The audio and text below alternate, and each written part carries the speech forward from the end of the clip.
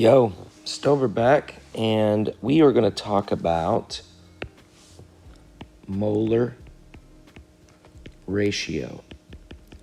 And this still deals with our conversation on, you guessed it, stoichiometry, which, as we've seen right now, is not as difficult as we have seen. Stoichiometry is all about what? Relationships. And it's about how one substance relates or affects another, right? Specifically numerically. So we're going to talk about molar ratio. And if you see right here, I have some chemical equations, and they are balanced. Now remember, balancing chemical equations is key for stoichiometry. So molar ratio deals with the comparison of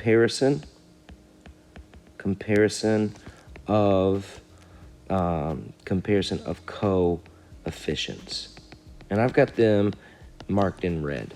So it deals with the comparison. So we're comparing the coefficients. So the molar ratio is going to be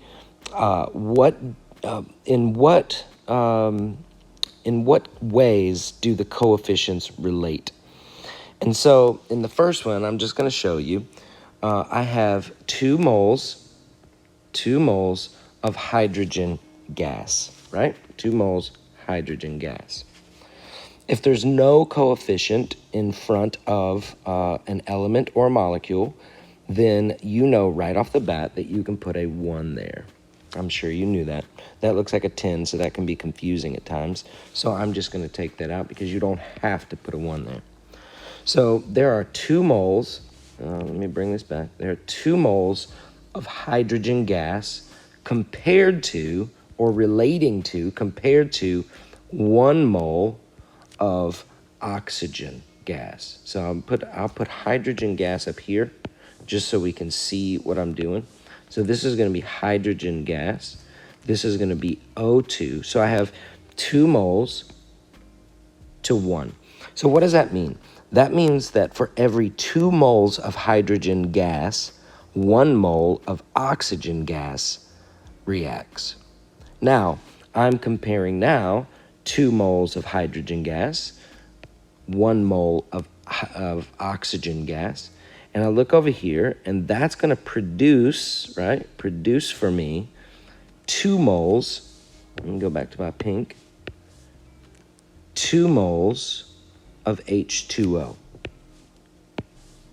H2O.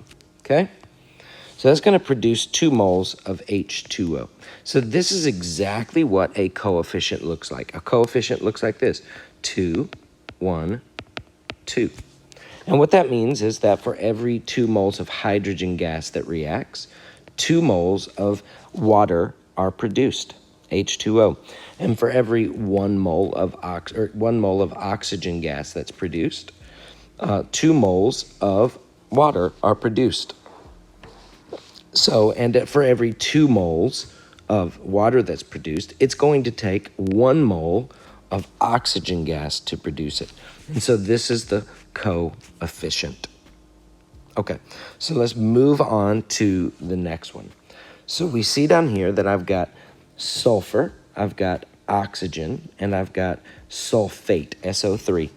And so inside of this, remember that if you don't have a coefficient, you can put a 1 there, but that sort of could confuse you, make it look like a 15, so we're going to take that 1 out, but we know there's a 1 there.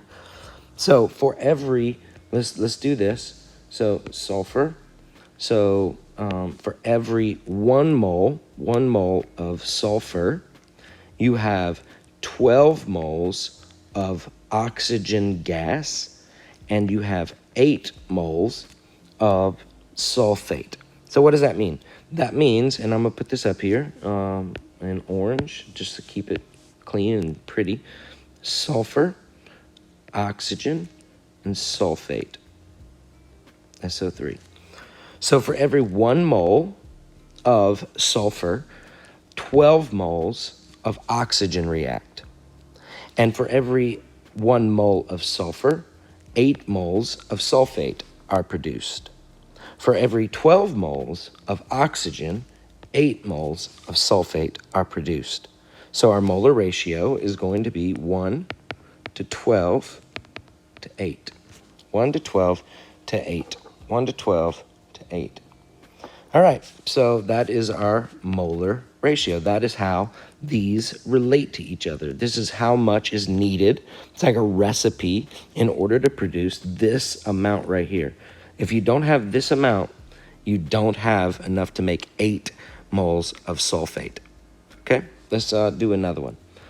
So we look down here and we're seeing how these compare, right?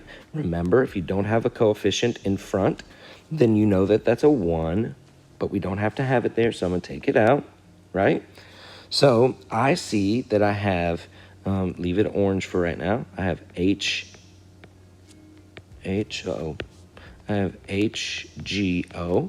which is going to be mercury oxide, and I have Hg, which is going to be mercury, and I have oxygen, O2 gas.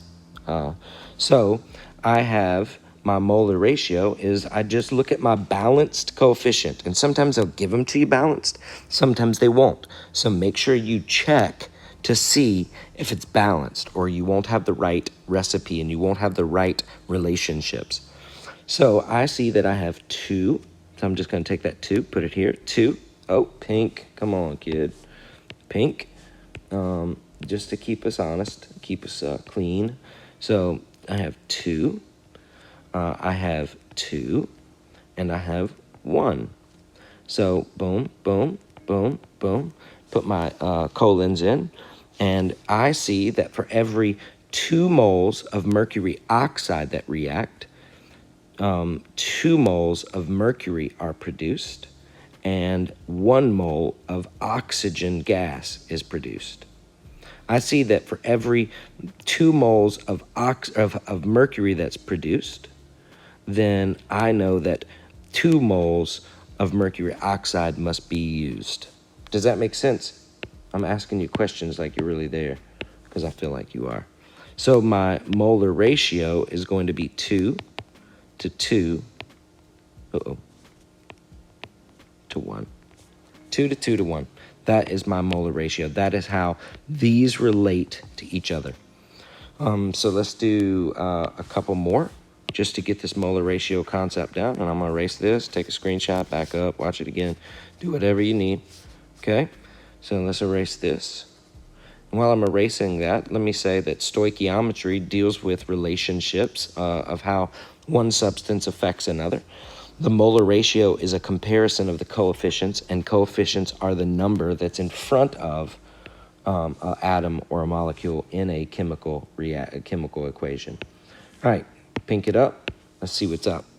So I have my balanced chemical equation, right? So I have 1 zinc, 1 zinc. I have 2 hydrogen, 2 hydrogen. I have 2 chlorine, I have 2 chlorine. So here's what I got. I'm just going to write down my elements or my molecules. So I have zinc, Zn, right? Orange. Orange it up, dude. Come on. Orange, just to keep us going in the same way. Consistency. I have zinc. I have HCl, which is hydrochloric acid.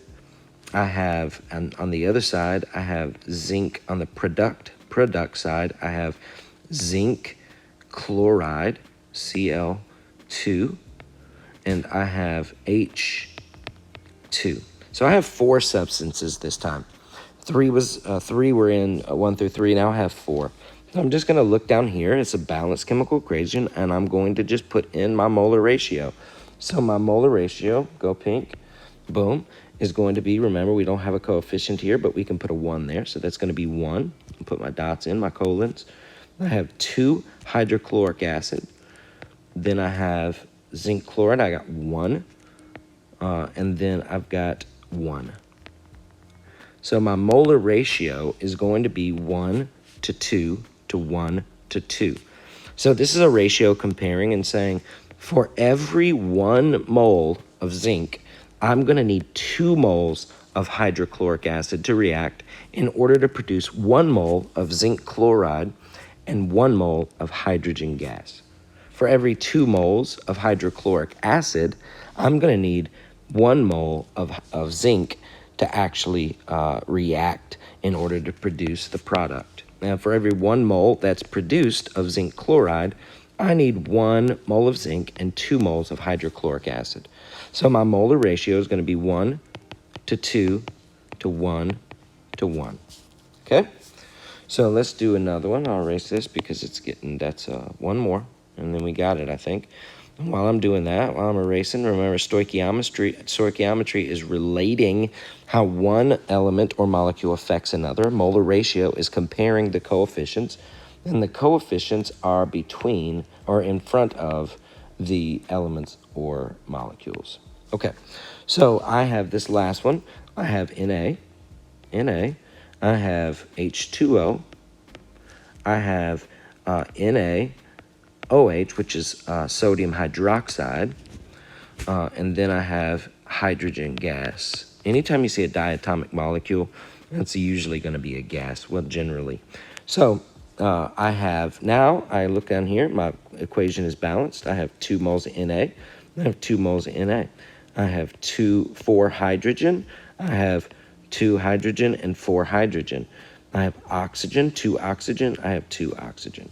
So it is balanced. So now all I got to do is put my coefficients in, right? Here's my coefficients. And if it's blank, you can put a 1 in, but I don't do it. So I just write my molar ratio down, and that's going to be in pink. So let's do it. So it's going to be 2 moles of Na to every 2 moles of water to every 2 moles of NaOH, sodium hydroxide, and for every 1 mole of hydrogen gas. So my molar ratio tells me this, that I need 2 moles of sodium in order to produce 2 moles of sodium hydroxide. I need 2 moles of water in order to produce 2 moles of sodium hydroxide and 1 mole of hydrogen gas. So I need 2 to 2 to 2 to 1. And so this is going to be my recipe for reaction. So I just compared my coefficients. And my coefficients came from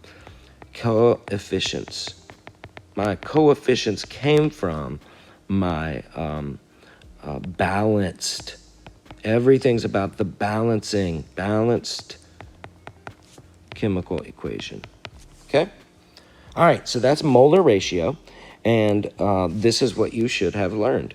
We compare our coefficients, and that means we have 2 moles to 2 moles to 2 moles to 1 mole, and that is how they react. If you don't have that amount, then you don't produce this amount. You do not produce that amount of product, or this amount of product, or this, or this. You just need this recipe in order to produce that. So hopefully this helped with molar ratios.